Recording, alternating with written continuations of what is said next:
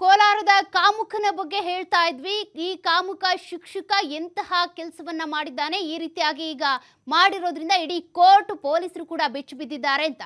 ಕಳೆದ ಡಿಸೆಂಬರ್ನಲ್ಲಿ ನಿಮಗೆ ನೆನಪಿರಬಹುದು, ಮಕ್ಕಳ ಕೈಯಲ್ಲಿ ಮಲಗುಂಡಿ ಸ್ವಚ್ಛಗೊಳಿಸಿದಂತ ಕೇಸ್ಗೆ ಸಂಬಂಧಪಟ್ಟಂತೆ ಈ ಮುನಿಯಪ್ಪನನ್ನ ಅರೆಸ್ಟ್ ಮಾಡಲಾಗಿತ್ತು. ಮಕ್ಕಳ ಕೈಯಲ್ಲಿ ಶೌಚ ಗುಂಡಿಯನ್ನ ಕ್ಲೀನ್ ಮಾಡಿಸಿದ್ದ ಅನ್ನುವಂತ ಕೇಸ್ಗೆ ಸಂಬಂಧಿಸಿದಂತೆ ತನಿಖೆ ಮಾಡೋದಕ್ಕೆ ಅಂತ ಪೊಲೀಸರು ಈತನನ್ನ ವಶಕ್ಕೆ ಪಡ್ಕೊಂಡಿದ್ರು. ಆಗ ಈ ಚಿತ್ರಕಲಾ ಶಿಕ್ಷಕ ಮುನಿಯಪ್ಪನ ಫೋನ್ ಸೀಸ್ ಮಾಡಲಾಗಿತ್ತು. ಫೋನ್ಗಳು ಒಂದಲ್ಲ ಎರಡಲ್ಲ 4 ಫೋನ್ಗಳನ್ನ ಸೀಸ್ ಮಾಡಿದ್ರು. ಆ ಮುನಿಯಪ್ಪನ 4 ಮೊಬೈಲ್ ವಶಕ್ಕೆ ಪಡೆದಂತ ಸಂದರ್ಭದಲ್ಲಿ ಕಾಕಿಯ ಶಾಕ್ ಆಗ್ಬಿಟ್ಟಿತ್ತು. ಮೊಬೈಲ್ ನೋಡಿದಾಗ ಮೊಬೈಲ್ನಲ್ಲಿ ಸಿಕ್ಕಿದ್ದು ಹೆಣ್ಣು ಮಕ್ಕಳ ಫೋಟೋ, ನಗ್ನ ವಿಡಿಯೋಗಳು. ಇವೆಲ್ಲವನ್ನ ನೋಡ್ತಾ ಇದ್ದಂತೆ ಪೊಲೀಸರೇ ಬೆಚ್ಚಿ ಬಿದ್ದ್ಬಿಟ್ಟಿದ್ರು. ಈತನ್ನ ಕರ್ಕೊಂಡು ಬಂದಿದ್ದು ಆ ಶಾಲೆಯಲ್ಲಿ ಮಕ್ಕಳಿಂದ ಶೌಚ ಗುಂಡಿಯನ್ನ ಕ್ಲೀನ್ ಮಾಡಿಸ್ತಾ ಇದ್ದಾನೆ ಅನ್ನುವಂತ ಕಾರಣಕ್ಕೆ ಈ ರೀತಿ ಮಾಡಿಸಬಾರ್ದು ಅಂತೇಳಿ ಆತನ ವಿರುದ್ಧ ಕ್ರಮವನ್ನ ತೆಗೆದುಕೊಳ್ಳೋದಕ್ಕೆ ವಿಚಾರಣೆ ಮಾಡೋದಕ್ಕೆ ಅಂತ. ಆದ್ರೆ ಆತನ 4 ಮೊಬೈಲ್ಗಳನ್ನ ಸೀಸ್ ಮಾಡಿದಾಗ ಆ ಚಿಕ್ಕ ಮಕ್ಕಳ ಫೋಟೋಗಳು, ನಗ್ನ ಫೋಟೋಗಳು, ವಿಡಿಯೋಗಳು ಇದ್ವು. 4 ಮೊಬೈಲ್ಗಳನ್ನ ಸೀಸ್ ಮಾಡಿದಾಗ ಆ 4 ಮೊಬೈಲ್ಗಳಲ್ಲೂ ಇಂತಹ ವಿಡಿಯೋ ಫೋಟೋಸ್ ಪತ್ತೆ ಆಗಿದ್ವು. ಮಾಸ್ತಿ ಠಾಣೆಯಲ್ಲಿ ಮುನಿಯಪ್ಪನ ವಿರುದ್ಧ ಪೋಕ್ಸೋ ಕೇಸ್ ಕೂಡ ದಾಖಲಾಗಿತ್ತು. ಆಗ ತನಿಖೆ ನಡೀತಾ ಇತ್ತು. ಪೋಕ್ಸೋ ಕೇಸ್ ರದ್ದುಪಡಿಸಬೇಕು ಅಂತ ಈತ ಹೈಕೋರ್ಟ್ ಮೆಟ್ಟಿಲೇರಿದ್ದ ಮುನಿಯಪ್ಪ. ಮಾಡಿರೋದು ಅನಾಚಾರ, ಹಾಗಿದ್ರು ಕೂಡ ಕೋರ್ಟ್ ಮೆಟ್ಟಿಲೇರಿದ್ದ. ಈ ಅರ್ಜಿಯನ್ನ ವಜಾಗೊಳಿಸಬೇಕು ಅಥವಾ FIR ಅನ್ನ ವಜಾಗೊಳಿಸಬೇಕು ಅಂತ ಹೈಕೋರ್ಟ್ಗೆ ಅರ್ಜಿ ಹಾಕೊಂಡು ಹೈಕೋರ್ಟ್ ಮೆಟ್ಟಿಲ್ ಹತ್ತಿದ್ದ. ಇವನ ಚಾರ್ಜ್ ಶೀಟ್ ನೋಡಿ ಹೈಕೋರ್ಟ್ ಜಡ್ಜೆ ದಂಗಾಗ್ಬಿಟ್ರು. ಈ ರೀತಿ ಅನಾಚಾರ ಮಾಡಿಕೊಂಡು ಈ ರೀತಿ ನನಗೆ ಜಾಮೀನು ಬೇಕು ಅಥವಾ ಈ FIR ರದ್ದುಗೊಳಿಸಿ ಅಂತ ಅರ್ಜಿ ಹಾಕೊಂಡಿದ್ದಾನಲ್ಲ ಈತ ಅಂತ ಜಡ್ಜೆ ಇವನ ಬಗ್ಗೆ ಆಶ್ಚರ್ಯಗೊಂಡಿದ್ರು. ಇದೊಂದು ಅಸಭ್ಯ ಭಯಾನಕ ಕೃತ್ಯ ಅಂತ ಹೈಕೋರ್ಟ್ ದಂಗಾಗ್ಬಿಟ್ಟಿತ್ತು.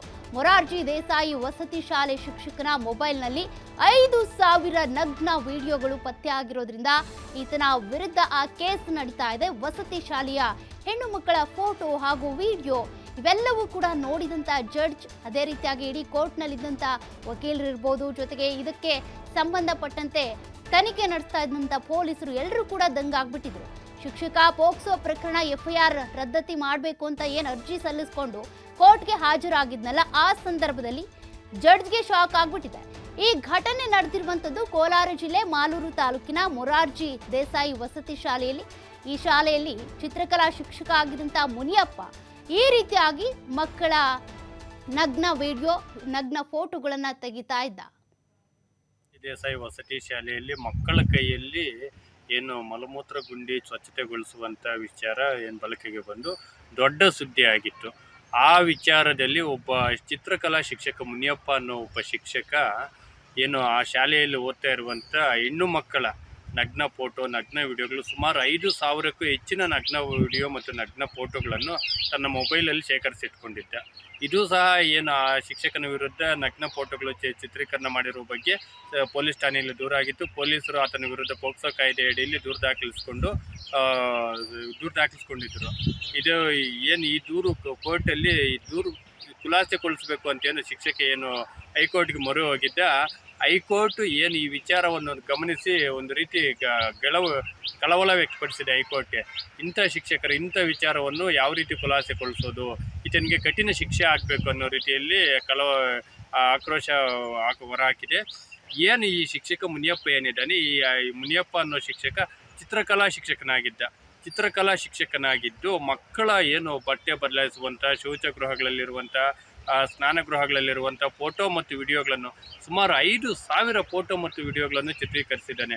ಅಂದರೆ ಶಿಕ್ಷಕರು ಅಂದರೆ ದೇವರ ಸಮಾನ. ಪೋಷಕರು ತಮ್ಮ ಮಕ್ಕಳನ್ನು ಶಿಕ್ಷಕರ ಬಳಿ ದೇವರಂತೆ ನಂಬಿ ಅವ್ರ ಹತ್ರ ಬಿಟ್ಟು ಹೋಗ್ತಾರೆ.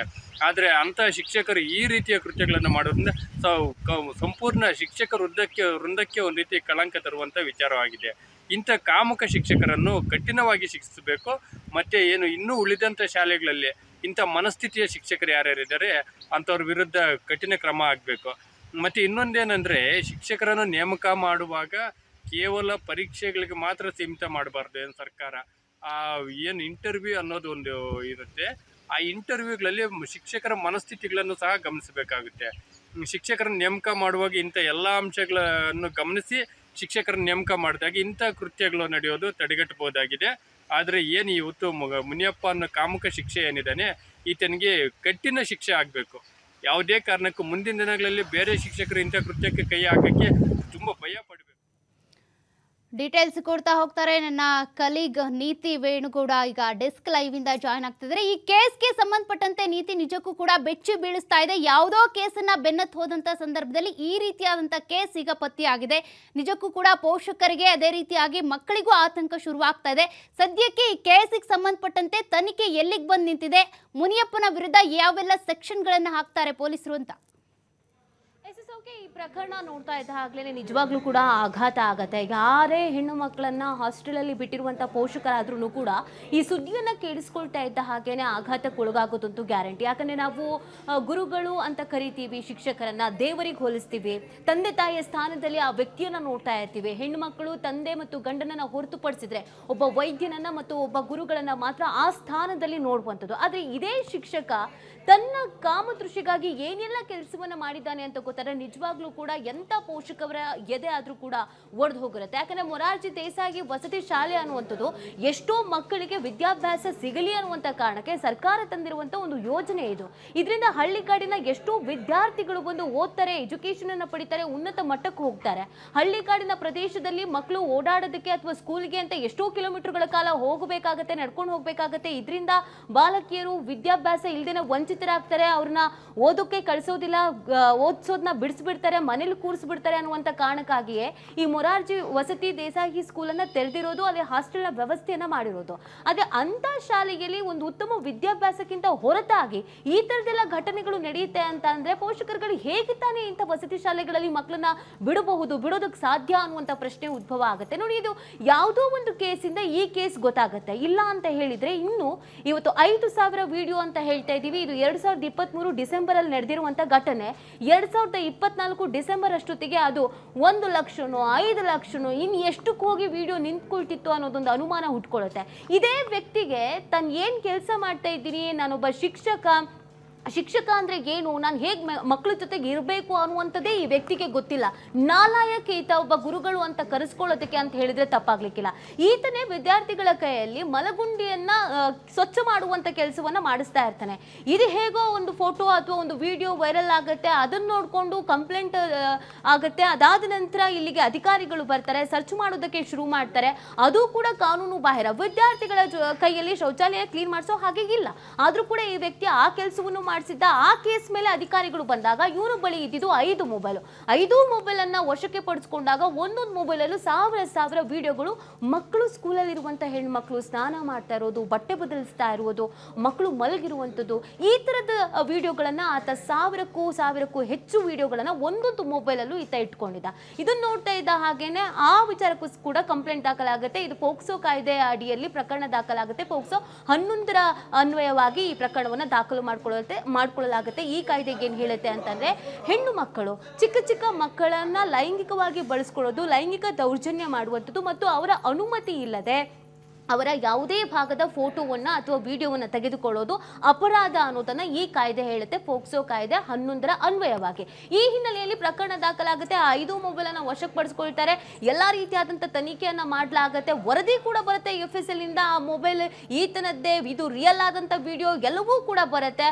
ಅದಾದ ನಂತರ ಇವನ ಧೈರ್ಯ ಎಷ್ಟು ಮಟ್ಟಿಗೆ ಇದೆ ಅಂತಂದ್ರೆ, ಪೋಕ್ಸೋ ಕಾಯ್ದೆಯನ್ನು ರದ್ದು ಮಾಡಬೇಕು ಅಂತ ಕೋರ್ಟ್ ಮೆಟ್ಟಿಲೇರಲಾಗುತ್ತೆ. ಹೈಕೋರ್ಟ್ನ ನ್ಯಾಯಮೂರ್ತಿಗಳೇ ಬೆಚ್ಚಿ ಬೀಳ್ತಾರೆ. ಇದೊಂದು ಭಯಾನಕ, ಇದೊಂದು ಅಸಭ್ಯವಾದ ಪ್ರಕರಣ, ಇದನ್ನು ಹೇಗೆ ನೀವು ರದ್ದು ಮಾಡಿ ಅಂತ ಕೇಳ್ಕೊಳ್ತಾ ಇದ್ದೀರಾ. ಸಂಪೂರ್ಣವಾದ ತನಿಖೆ ಆಗಬೇಕು, ತನಿಖೆಯ ನಂತರದ ನೋಡೋಣ. ಆದ್ರೆ ಈ ತರದ್ದು ಪ್ರಕರಣಗಳು ನಡೀಬಾರ್ದು ಅಂತ ನಾಗಪ್ರಸನ್ನ ಅವರು ನ್ಯಾಯಮೂರ್ತಿಗಳು ಬೆಚ್ಚಿ ಬೀಳ್ತಾರೆ ಈ ಪ್ರಕರಣವನ್ನ ಕಂಡು. ಇನ್ನೂ ದುರಂತ ಅಂತ ಹೇಳಿದ್ರೆ, ಆ ವ್ಯಕ್ತಿ ಇನ್ನೂ ಅದೇ ಸ್ಕೂಲಿನಲ್ಲಿ ಶಿಕ್ಷಕನಾಗಿ ಇರೋದು. ಇಲ್ಲಿವರೆಗೂ ಅಲ್ಲಿರುವಂಥ ಹೆಣ್ಣು ಮಕ್ಕಳ ಕತೆ ಏನಾಗಿರ್ಬೋದು, ಅಲ್ಲಿರುವ ಪೋಷಕರುಗಳಿಗೆ ಈ ವಿಚಾರ ಗೊತ್ತಾ?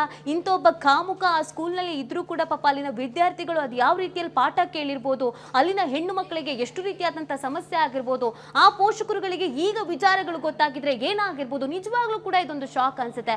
ನಮ್ಮಲ್ಲಿ ಒಮ್ಮೊಮ್ಮೆ ಕಾನೂನು ಇಷ್ಟು ವೀಕ್ ಆಗಿದೆಯಾ ಅನ್ನೋ ಪ್ರಶ್ನೆ ಕೂಡ ಮೂಡ್ ಬರುತ್ತೆ. 1 ವರ್ಷ ಆಗಿದೆ, ಡಿಸೆಂಬರ್ ಅಲ್ಲಿ ನಡೆದಿರೋದು. ಡಿಸೆಂಬರ್ನ ಪ್ರಕರಣ ಇಲ್ಲಿವರೆಗೂ ತನಿಖೆ ನಡೀತಾ ಇದೆ. ಆ ವ್ಯಕ್ತಿ ಅದೇ ಸ್ಕೂಲಿನಲ್ಲಿ ಟೀಚರ್ ಆಗಿದ್ದಾನೆ. ಇನ್ನು ಎಷ್ಟು ವಿದ್ಯಾರ್ಥಿಗಳ ವಿಡಿಯೋ ಈತ ರೆಕಾರ್ಡ್ ಮಾಡ್ಕೊಂಡಿರ್ಬೋದು, ಇನ್ನು ಲೈಂಗಿಕವಾಗಿ ಮಕ್ಕಳನ್ನ ಹೇಗೆ ಬಳಸ್ಕೊಂಡಿರ್ಬೋದು. ಈತನನ್ನ ಅಮಾನತು ಮಾಡೋದು, ಈತನನ್ನ ಸಸ್ಪೆಂಡ್ ಮಾಡುವಂಥದ್ದು ಯಾವುದಾದ್ರೂ ಒಂದು ಕೆಲಸವನ್ನ ಶಿಕ್ಷಣ ಇಲಾಖೆ ಆದ್ರೂ ಕೈಗೊಳ್ಬಹುದಿತ್ತಲ್ಲ. ಪ್ರಕರಣ ನಡೀತಿದೆ ಅಂದ ಮಾತ್ರ ಮಾತ್ರಕ್ಕೆ ಆ ವ್ಯಕ್ತಿ ಅದೇ ಸ್ಕೂಲಲ್ಲಿ ಶಿಕ್ಷಕನಾಗಿಯೂ ಇನ್ನೂ ಮುಂದುವರಿತಾ ಇದ್ದಾನೆ ಅಂತಂದ್ರೆ ಇಂಥ ವ್ಯಕ್ತಿಗಳನ್ನ ಹೇಗ್ ನಂಬೋದಕ್ಕೆ ಸಾಧ್ಯ? ಅಥವಾ ಇಂಥ ವ್ಯಕ್ತಿಗಳು ಗುರುಗಳು ಅಂತ ಕರೆಸ್ಕೊಳ್ಳೋದಕ್ಕೆ ಇವರು ನಾಲಾಯಕ ಆಗಿದ್ದಾರೆ ಅಂತಂದ್ರೆ ಇನ್ ಯಾವ ತರದ ಪಾಠಗಳನ್ನ ಮಾಡ್ತಾರೆ? ಈತ ಒಬ್ಬ ಚಿತ್ರಕಲಾ ಶಿಕ್ಷಕ ಅಂತ, ಈತನಿಗೆ ನಿಜವಾಗ್ಲೂ ಚಿತ್ರಕಲಾ ಅಂದ್ರೆ ಏನು ಅನ್ನೋದು ಗೊತ್ತಿದ್ಯೋ, ಈತನಿಗೆ ಕೆಲಸ ಬರುತ್ತೋ ಇಲ್ವೋ ಒಂದು ಕೂಡ ಗೊತ್ತಿಲ್ಲ. ಸೊ ಹಾಗಾಗಿ ಈ ಪ್ರಶ್ನೆ ಎಲ್ರಿಗೂ ಉದ್ಭವ ಆಗ್ತಾ ಇರೋದು. ಇವತ್ತು ಹೆಣ್ಣು ಮಕ್ಕಳಿಗೆ ನಾವು ಶಿಕ್ಷಣ ಸಿಗ್ತಾ ಇದೆ, ಉನ್ನತ ಮಟ್ಟದ ಶಿಕ್ಷಣ ಸಿಗಬೇಕು, ಹೆಣ್ಮಕ್ಳು ಓದಬೇಕು ಅಂತ ಹೇಳ್ತೀವಿ. ಬೆಂಗಳೂರು ಅಥವಾ ದೊಡ್ಡ ದೊಡ್ಡ ಸಿಟಿಯಲ್ಲಿ ಮಕ್ಕಳಿಗೆ, ಹೆಣ್ಣು ಮಕ್ಕಳಿಗೆ ಅಥವಾ ಗಂಡು ಮಕ್ಕಳಿಗೆ ಅನ್ನುವಂಥ ಶಿಕ್ಷಣ ಅಲ್ಲ.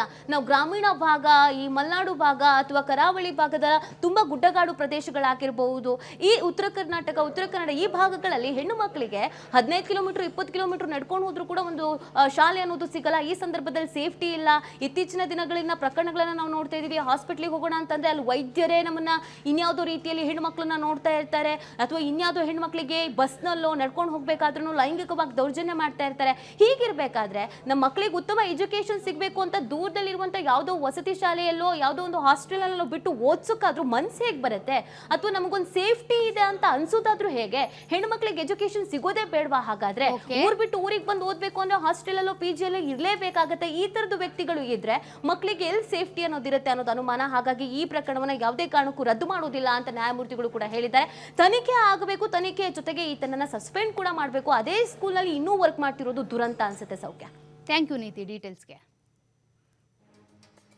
ಒಟ್ಟಿನಲ್ಲಿ ಮುನಿಯಪ್ಪ ಮೇಲೆ ಈಗ ಪೋಕ್ಸೋ ಅಡಿಯಲ್ಲಿ ಪ್ರಕರಣ ಕೂಡ ದಾಖಲಾಗಿದೆ. ಈ ಪೋಕ್ಸೋವನ್ನ ಅಥವಾ FIR ಅನ್ನ ರದ್ದು ಮಾಡಬೇಕು ಅಂತ ನಾಚಿಕೆ ಮಾನ ಮರ್ಯಾದೆ ಬಿಟ್ಟಂತ ಈ ಮುನಿಯಪ್ಪ ಮತ್ತೆ ಕೋರ್ಟ್ ಮೆಟ್ಟಿಲೇರಿದಂಥ ಸಂದರ್ಭದಲ್ಲಿ ಕೋರ್ಟೆ ಚಾಟಿ ಬೀಸಿದೆ. ಇಂತಹ ಶಿಕ್ಷಕ ಇನ್ನೂ ಕೂಡ ಈ ಶಾಲೆಯಲ್ಲಿ ಕೆಲಸ ಮಾಡ್ತಿದ್ದಾನೆ, ಶಿಕ್ಷಕ ಅನ್ನುವಂಥ ಒಂದು ಮುಖವಾಡವನ್ನು ಹೊತ್ಕೊಂಡಿದ್ದಾನೆ ಅಂದರೆ ಆ ಜಿಲ್ಲೆಗೆ ಒಂದು ರೀತಿ ಕಳಂಕ. ಇನ್ನೂ ಕೂಡ ಜಿಲ್ಲಾಡಳಿತ ಅಥವಾ ಸರ್ಕಾರ ಯಾಕೆ ಎಚ್ಚೆತ್ಕೊಂಡಿಲ್ಲ ಅನ್ನುವಂಥ ಪ್ರಶ್ನೆ ಈಗ ಮೂಡ್ತಾ ಇದೆ. ಕಾಮುಕ ಮುನಿಯಪ್ಪನನ್ನು ಯಾವಾಗ ಅರೆಸ್ಟ್ ಮಾಡ್ತಾರೆ, ಯಾವಾಗ ಈತನ ವಿರುದ್ಧ ಕ್ರಮವನ್ನು ತೆಗೆದುಕೊಳ್ತಾರೆ? ಮೊದಲು ಆ ಶಿಕ್ಷಕ ಅನ್ನುವಂಥ ಹುದ್ದೆಯಿಂದ ಆತನನ್ನು ಕೆಳಗಿಳಿಸ್ಬೇಕು. ಯಾಕೆಂದರೆ ಅನೇಕರು ಉತ್ತಮ ಶಿಕ್ಷಕರಿರ್ತಾರೆ, ಅಂಥವರಿಗೆ ಇಂಥವನಿಂದ ಕೆಟ್ಟ ಹೆಸರು.